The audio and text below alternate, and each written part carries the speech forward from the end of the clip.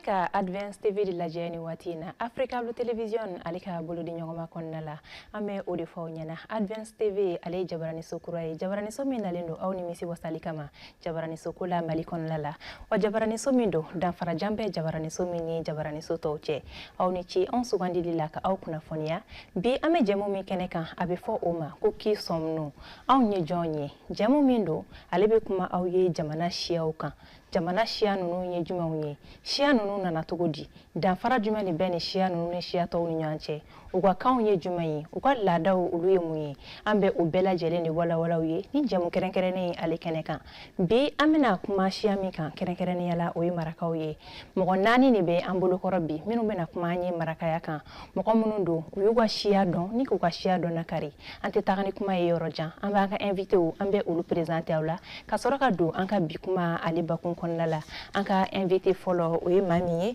oye docteur Abdraman Silari alibe nekini mbolo fe nale temena ka boyni no numankuru fe anka invité mogo flana ale doc alkafo ale gole tunkaraye u bela jele ni APS maye no yesu ni ke uluka association ye non temena ka boyni no mena kini mbolo fe kanga invité sabana oyira anaje baola ale ye binta silaye u bela jele ni APS o mawye ACS. Aywa ubela jele ACS mauye no timena kambo yino anka invité nanina aleye kaba juarade donc nunu ne bene bolu korobi kasika kuma awye marakaya kan nyana anka ndado babu yere konnala be kuma di anka ma woleleuma ugase ku ka folike anka soroka takani jemuye alors docteur ibisimila anga kene kono lala awni ci anka wole jabilila foli jume ma bolu kenen kan ambe foli damna ere foli la ani télévision so anaka barakelaw be munu ye ni sababu daile onye anga se ka sigia ka kuma iko ya fo chugami markaya ka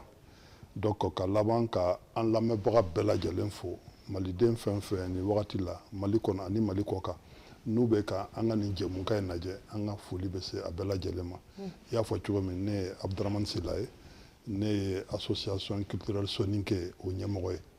donc ninja ñokon to wea ka kuma marakaya ninka. D'accord. Alors anga foli be au bela jele anka woli jabilila ante kuma me da grindala ame takani anka nyinigali anka bi babuye donc bi amena kuma marakaya rikan donc ambado marakaya ale shia min be no kabila wali mamunu be no luti marakaya la kodon na fora ko ka marakaya nyafo olunyana tonton docteur Abdraman ibe se ka moni fanye marakaya ka marakaye mo jumonye. Merci. Ika woji ningali ni jaranya kosobe surtout ambe ninkene munka ne akla Mali dembela jele kanka anga histoire kala ka don anye jonye ambe boyro jume parce que ni mogo ni yere bakundon kaba je crois que ika horonya be sabatira ye marakaw fo sisa marakaya ko korobadi wa bi ko fanate marakaya kalawmbe siramu yira ni doniya be aka marakaw boyoro ka jan marakaw be bo jamana de la ba fo jamana mako Yemen ni Yemen ta ote Afrique du kolo reka na o bora eno de kana sigi Afrique kono o sigi yoro tara ben jamana muma o bilama o be wolo ko Egypte marakaw sigiraye marakaw ye marake kame kosebe kasoro wagadu ma sigi senka donc kam mun fana do maraka kam mun fana do doniya ba yira anga nyinini kala ba yira ka fo kain tumbe fo ka don ka seben fana san ba wolonwula san Jesus Krika na diengono donc ni yo laje kana Jesus Krika ka bola prophète Muhammad sallallahu alaihi wasallam ko kleke fo kana se empire de Ghana sigilima o te bi ko ede donc quand mundo quand fora Égypte du kolo ka kosebe a fora Égypte du kolo ka tugomi a fora Égypte ni mara fin tumbe ad lamini menina o betumbe baraka kande fo doniya ya yira anga nyini ngela ya yira ka fo pharaon keme saba biduru ani woro munu nye marake Égypte du koloka o betu maraka kande fo donc maraka kanye kan barka malende kan korododo maraka kanye civilisation bas de portée parce que en kalon ba yira ka fo Égypte pharaon ga klela olu ka civilisation n'o ye u ka diɲɛlatigɛ taabolow ye mun b'u ka hadamadenya yira an'u ka dɔnniyaw n'u ka sankɔrɔtaw yira o civilisation yi o de kɛra ka diɲɛ bɛɛ labɔ a bɛ komi ni diɲɛ bɛɛ nana civilisation tɔmɔ Égypte dugukolo de kan ni dun y'o tɔmɔ a bɛ komi n'i taara fɔ ko civilisation in tɔmɔna marakaw bara ka diɲɛ labɔ maintenant olu ka o mara kɔnɔna Égypte ka sigi la Égypte sigi ye san bayirika caman de kɛ bin kɛr'u ka siɲɛ 2 bin delila ka k'u kan jamana dɔ fɛ n'a bɛ f'o ma ko Grèce olu nana u binna Égypte kan u ye Égypte yɛrɛ mara ka wagati dɔ kɛ u y'o mara min kɛ wagati la n'u tilala ka bɔ olu bɔra ni an ka danbe n'an ka seko camanba de an'an ka dɔnniya camanba de ka t'o kɛ donc n'i ye civilisation antique lajɛ grec i b'a sɔrɔ bi kumakan minnu sɛbɛnnen don a kɔnɔ olu yɛrɛ bɛ kumakan minnu fɔ an'u ka laadalafɛn minnu tɔgɔ i b'a sɔrɔ ni kɔrɔ b'a la i b'a kɔrɔ dɔn marakakan dɔrɔn de la donc o b'a yira ko marakaw ka o kan in a y'o influence bonya hali grec kɔnɔna la bi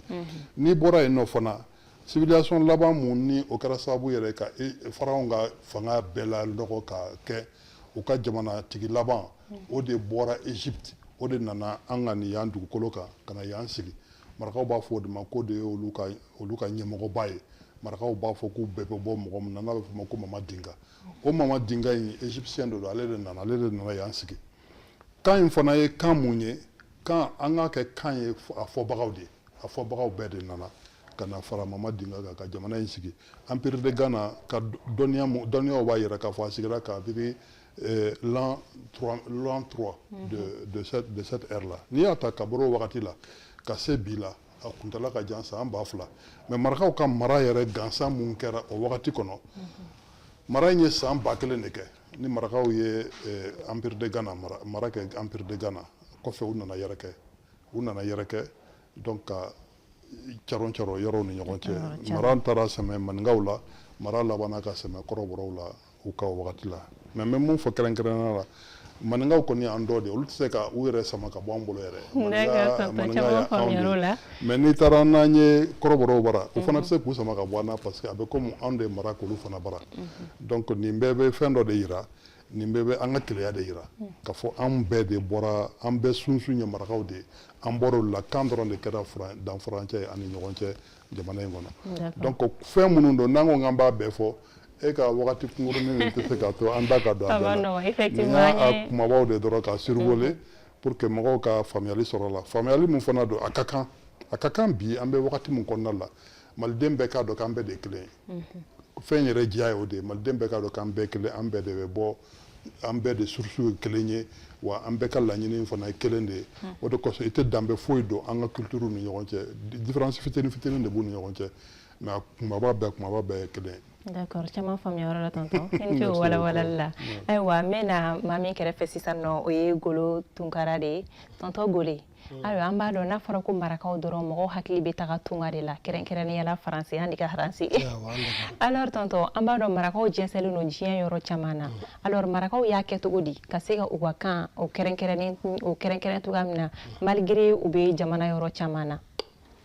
Bon an bɛ foli di i yɛrɛ ma ka foli di a lajɛlikɛlaw bɛɛ lajɛlen ma i n'a fɔ président bɔra k'a fɔ cogoya min na wagati bere tɛ an bolo nka fɛn fɛn bɛ diɲɛ kɔnɔ ni marakaden kabini a fitinin a bɛ miiri fɛn 3 de la quoi a bɔra mɔgɔ minnu na a n'ale yɛrɛ ni minnu bɛnna ani sini minnu bɛna bɔ ale la o ka gɛlɛn u bolo kosɛbɛ o de b'a tɔ i yɛrɛ y'a fɔ kuma kɔnɔna na an de ka haranci bon an de ka haranci o de kɛra sababu ye bi an bɛ kɛnɛ min kan n'o tɛ ni mɔgɔ dɔw de don n'i bɔra i faso la i ye ko minnu to yen i bɛ ɲinɛ olu kɔ mais o de y'a to olu ye dusu ta ka kisiya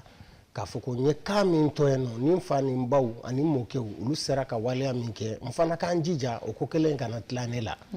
i bɛ taa sɔrɔ mɔgɔ dɔw bɛ bɔ yan nɔ n'a taara Faransi a ye dumuni minnu to n'a nana ale yɛrɛ bɛ fili u dumuni kɛcogo ma mais i bɛ taa sɔrɔ Faransi yen nɔ i tɛ dumuni min sɔrɔ village la i b'o de sɔrɔ u bolo fa ye kɔnɔna na o kɔrɔ ye k'a fɔ k'u tɛ ɲina donc kan yɔrɔ la marakakan bi an bɛ o dɔn de kan parce que adamaden y'a ɲɛ 2 de ye kan ni marakaya u 2 si tɛ taa ka ɲɔgɔn tɔ u fila si tɛ taa ka ɲɔgɔn dɔn a bɛ komi n'i ye duloki feere k'a dɔn mɔni na yɔrɔ a ma taa ka kan da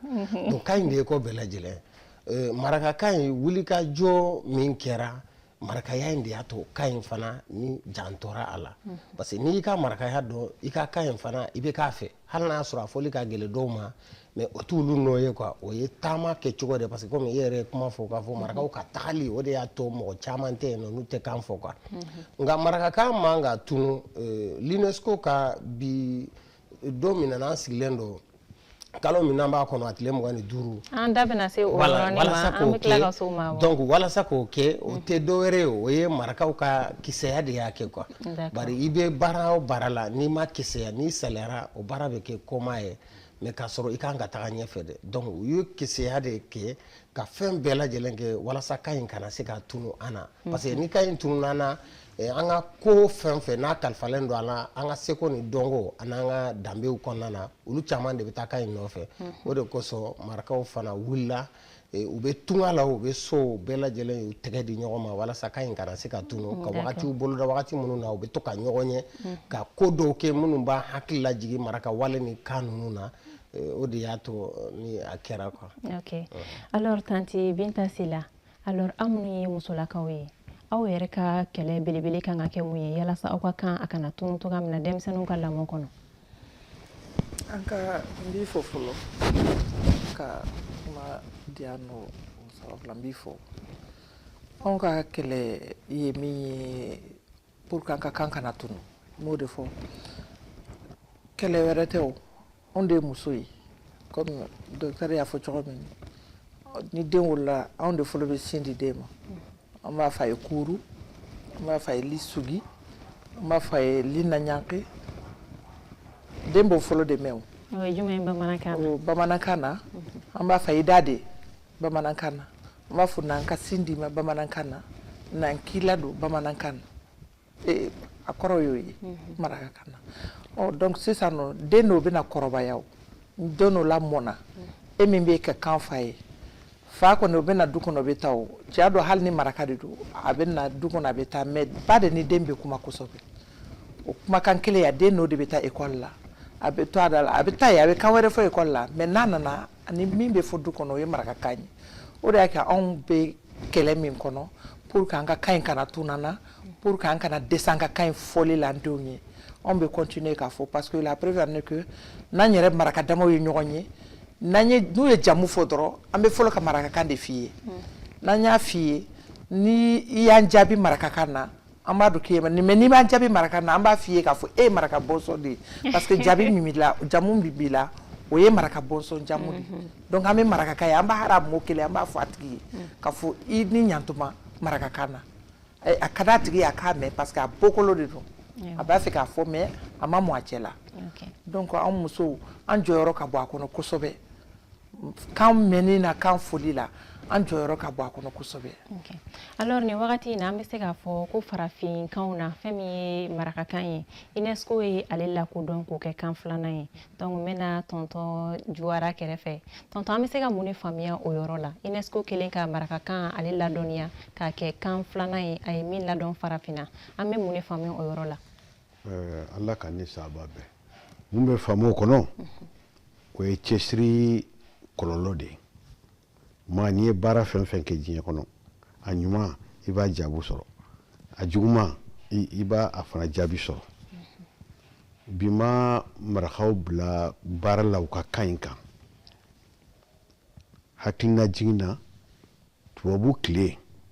Charles Monteux ani Vincent Monteux olu fɔlɔ de ye sɛbɛnni kɛ olu farala mɔgɔ fɔlɔw kan minnu ye sɛbɛnni kɛ marakaw ka tariku kan a bɛ livre kɔnɔ livre mun tɔgɔ mélange ethnologique a bɔra 1925 IFAN Dakar o kɔfɛ Mali y'a yɛrɛ ta ɲɛmɔgɔ fɔlɔ minnu ye Mali mara u y'a yamaruya di kan baara ka kɛ kanw na ka taa o la ka se bi ma kulu de bɛ tugu fɔ ɲɔgɔn kɔ maa fɔlɔw nana maa filananw nana maa sabanan nin bɛɛ baara kɛ marakakan kan fo ka se bi ma kulu mun bɛ yen o bɛɛ lakodɔnnen ani ɲɔgɔn ye minnu kɛra ani gafe minnu bɔra kalan kɛ gafew doni sira ɲini gafew olu bɛɛ de farala ɲɔgɔn kan ani ɲɛmɔgɔw n'o ye APS Faransi ta ani Mali ta ani bɛɛ ka cɛsiri o de lakodɔnna mais o t'a fɔlɔ ye UNESCO mun ɲɔgɔnna kɛ a delila k'a ka baara fɔlɔ mun kɛ o ye ka kunnafoni sɛbɛn n'a bɛ f'a ma journal u ye marakakan ta d'u ma en 89 o fɔna bamanan fulaw ta ko 84 k'a fɔ bamananw ta ɲa 72 donc o kɔrɔ de ko vraiment UNESCO u jan bɛ marakaw la. D'accord. Alors tonton wagati bɛ k'an t'an bolo ma an bɛ segin ka na Dr Abdramane fan fɛ. Alors tonton an b'a dɔn UNESCO ye marakakan ale ladɔnniya k'o kɛ kan filanan ye farafinna min lakodɔnna est-ce que an bɛ se k'a dɔn yala gafew de bɛ yen nɔ gafe minnu na kalan an ka écolesow la denmisɛnw fɛ marakakan ko la wa? Kaba Jawara bɔra k'o de fɔ sisan kan ninnu bɛ kalan kan ninnu bɛ kalan écolesow la kan ninnu bɛ kalan hali université la u bɛɛ bɛ sɛbɛn bi u bɛɛ bɛ kalan fana karamɔgɔw b'an bolo minnu bɛ kanw kalan denmisɛnninw fana bɛ yen minnu bɛ k'a kalan fo université la donc kan dɔnnenw don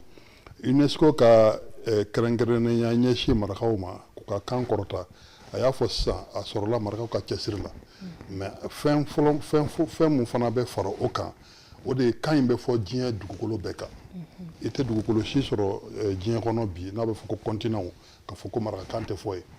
i tɛ duguba si sɔrɔ diɲɛ kɔnɔ farafinna comme farajɛw bara cogo min na ko marakakan tɛ fɔ ye misaliya la n'i taara Congo Brazzaville sisan sugu kɔnɔ i bɛ kongolɛw yɛrɛ bɛ sanni kɛ ni marakakan de alors que marakakanw imposera yɔrɔw la kosɛbɛ donc o bɛɛ de dɔnniyaw farala ɲɔgɔn kan ani cɛsiri ni kalankɛlaw y'a se yɔrɔ min na UNESCO ye don kelen kɛrɛnkɛrɛnnenya la k'a fɔ journée internationale dédiée à la langue soninké o de bɛ bɛn septembre kalo tile 25 ma o hukumu kɔnɔ alors u bɛna ɲɛnajɛba dɔ kɛ Faransi nin kalo in yɛrɛ kɔnɔ dans quelques jours an ka marakatɔn mun bɛ yen nɔ n'an b'a fɔ ma ko APS o ni UNESCO bɛ jɛ u ye diɲɛ mɔgɔbaw bɛɛ wele u bɛ taa ɲɔgɔn sɔrɔ o kan kelen kunna maintenant u ye thème mun fana choisi gansan tɛ parce que kan o kan f'a ka adapter a ka milieu de la bi ordinateurs ni numérique de bɛ yen nɔ marakakan bɛ se ka impliquer la cogo min na fana n'o bɛɛ bɛ se ka kɛ sababu ye ka marakakan ta ɲa mais jamana o jamana bɛ yen ni marakakan bɛ fɔ a ma f'a kɔnɔna la a bɛɛ fana bɛ jɛ ka fête in kɛ Mali la yan nɔ an y'an ŋaniya an bɛɛ bɛ taa ɲɔgɔn sɔrɔ Kayi an bɛ taa ɲɛnajɛ in kɛ Kayi ka bɛɛ wele bɛɛ ka an sɔrɔ Kayi o ɲɛnajɛ senfɛ alors mun ye 25 septembre ye 25 septembre tɛ marakaw kelen kungo ye o Mali ko dɔ don bi maliden bɛɛ Mali gouvernement parce que ka kan kɔrɔta Afrique bɛɛ anw ye kan filanan de ye après le Swahili mais n'i y'a lajɛ marakakan bɛ fɔ continent bɛɛ kan Swahili tɛ fɔ continent bɛɛ kan o b'a hala yira k'a fɔ marakakan Swahili kɔnna ka k'a ye mais marakakan bɛ a dépasser en termes d'espace en termes de personnes qui parlent cette langue là donc bi ka jamana autorités k'u fo u n'u ka cɛsiri parce que o y'a to mɔgɔw sera ka baara k'a kan mais u k'a dɔn k'a fɔ nin journée fana ye olu de ta ye donc maliden bɛɛ de fana ka journée don bɛɛ de kan ka a cɛsiri fara ɲɔgɔn kan ka kɛ 25 septembre ni a ka kɛ ɲɛnajɛ mun bɛ kan kɔrɔta ni n ko ɲɛnajɛ danbe ko de don ka taa kɛnɛ kan dɔrɔn ka danbew yira mɔgɔw la halisa ko kɔrɔw yira mɔgɔw na minnu y'an ka culture ye mais en vérité an bɛ tila ka conférence de k'a kan i ko sisan marakaya yɛrɛ nana cogo di n ye mun fɔ sisan je le dis à la volée comme ça